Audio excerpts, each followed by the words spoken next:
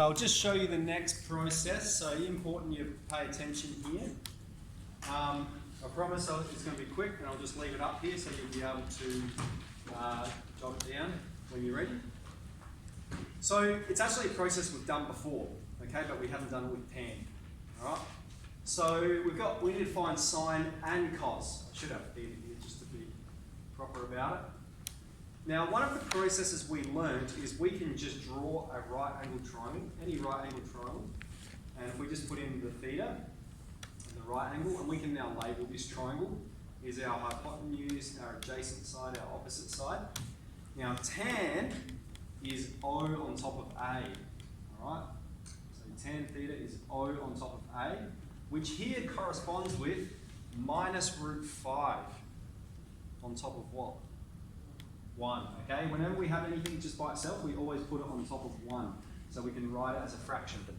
Now, because we're putting it into a triangle, we're just going to ignore any positives or negatives for now. And right at the end, we will consider the region. Let me put a region here. Let's go for pi being less than theta. All right, so we've got to find sine and cos given this region. So, O corresponds with root 5, so we're going to put a root 5 there for O. And 1 corresponds with A, so we're going to put a 1 there for A. And we're going to find H using Pythagoras theorem. All right, so we're going to have 1 squared plus the square root of 5 squared is H squared. So 1 plus 5 is H squared. So H is the square root of 6. All right. And so then, well, sine theta is O on H. Now, plus or minus square root of 6. We'll put it there because we're not sure if it's positive or negative yet. Sine is O on H, which corresponds with root 5 on top of root 6, and it's plus or minus. And then let's make our statement about the region. Well, here's our unit circle. We're talking from pi to 3 pi on 2. So we're talking about this region here. And in this region, tan is positive, both sine and cos are negative. So we're going to say sine theta is minus root 5 on 6. And then we'll reference the region.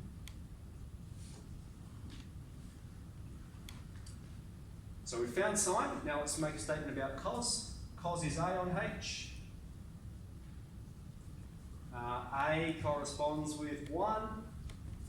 And H corresponds with root 6, it's plus or minus, and cos is also negative in this region. Okay, so just explanation of the process. We draw a triangle, we labelled it with adjacent, opposite, and hypotenuse. We grabbed the corresponding values for O and A from tan. We used Pythag to find H, and then we've got everything we need to find both sine and cos. And then right at the end, we considered the region, okay, which made the values negative. All right, so if you've got a negative at the start or a positive, just ignore it for now. And our answer, we're going to answer with the positive or negative, given the region we're talking about. Okay, so that's enough to do 24.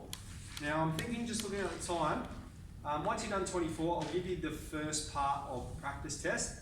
Because remember, this topic, we've done a couple of things. We've been looking at the unit circle, but we've also looked at the sine and cosine rule.